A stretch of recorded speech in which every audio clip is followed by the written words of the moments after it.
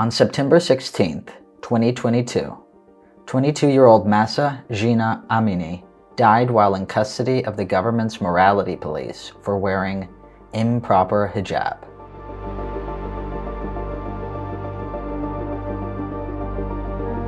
This sent shockwaves throughout Iran.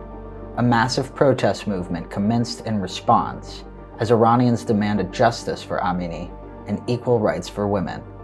My name is Sydney Martin, and I'm the program manager and a researcher here at the Iran 1400 Project. I recently conducted interviews with a variety of scholars about the woman life freedom movement.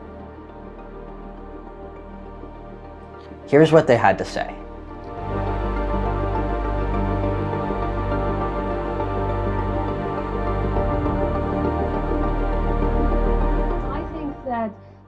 This recent uprising, the Women Life Freedom Uprising, has been a very, very important one when it comes to art and visual culture, and specifically protest art and political art that has been used in order to communicate the messages and the grievances of the people of Iran. Art has played a very, very important role in this uprising or revolution, however you want to address it. One of the positive things about it, of course, has been the overwhelming usage of art, both online platform as well as offline platforms, and on the ground on the streets of Tehran, definitely. But one of the negative aspects of it has been the problems that have been created as a result of this involvement for artists and art experts. We have seen a surge of arrests and intimidations and suspension of the role of university professors in art schools, as well as individual artists and artists who consider themselves activists, or activists who use artistic platforms in order to communicate their messages. All of them have gotten into trouble, unfortunately, in Iran, and I think that that's one of the negative aspects of it.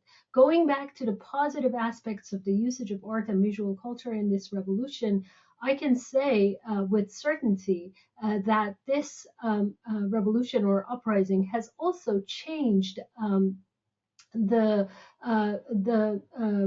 quality of political art in Iran.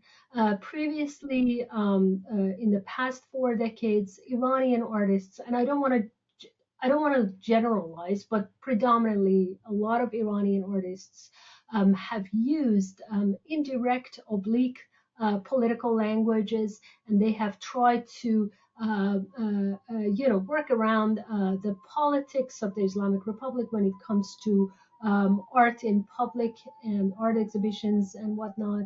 And therefore, this subtle political language has always been there. In other words, you often had to read between the lines in order to understand the political message of the art.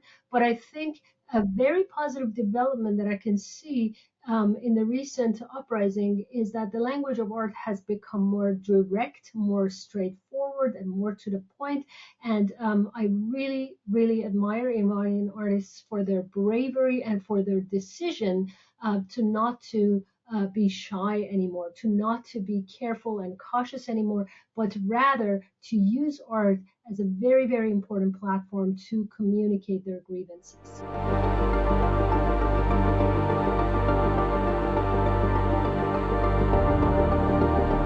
Well, it is both. It has become worse, certainly for certain groups, certain institutions, certain agents on the ground in Iran. But on the other hand, it has become better for a lot of artists who are now very passionate about communicating their feelings, communicating their political messages through art. Um, I think that the suspension of university professors who stood up against the state authorities and defended their students and even canceled and abandoned their regular classes in order to stand by protesters, that's something very unfortunate. And I know that financially and professionally, this has been very, very harmful and damaging to their career. But on the other hand, I think that this revolution has energized the art scenes and art agents both in and outside Iran. Iranian artists in diaspora have become more focused. A lot of artists have engaged in themselves in the language of political art, in the language of art that directly addresses current socio-political issues in Iran. They don't have to adhere to certain themes and ideas that appeal to art institutions in the West and the art market of the globe, such as calligraphy, Oriental themes, and so on and so forth.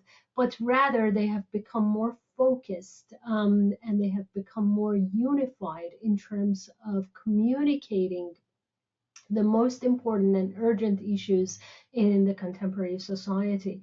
They have also shaped a lot of groups, a lot of collaboratives that are focused on these issues, and I admire all of the artists in diaspora for doing that.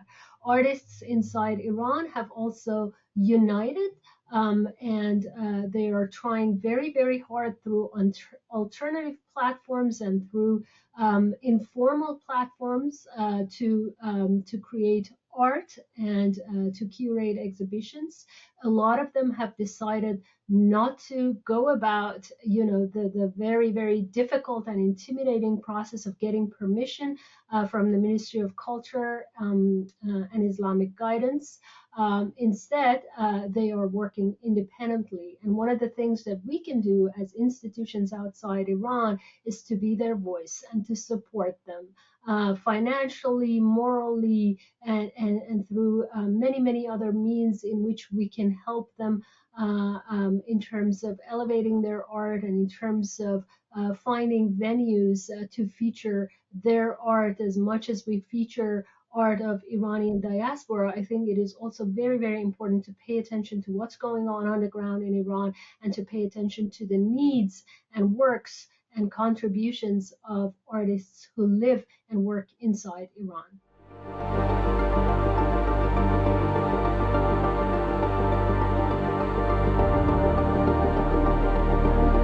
Absolutely. I think that Iranians for more than 2 decades now have formed a lot of alternative platforms that are working independently of the government.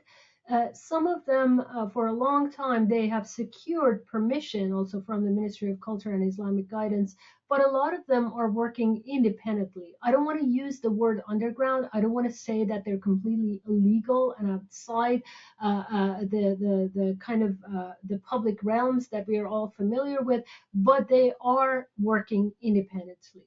One of the things that we can do is to help them thrive by talking about them, by participating in their activities through online platforms such as Google Meet or even Instagram. Social media is a very, very strong tool in terms of making connections with Iranian artists and institutions.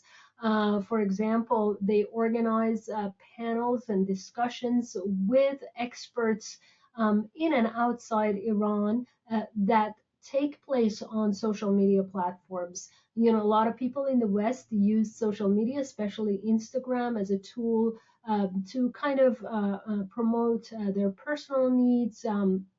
And as a means for entertainment. However, in Iran, Instagram is taken very, very seriously as a tool for advancing important sociopolitical debates and issues, but also discussing matters that are related to the profession of artists.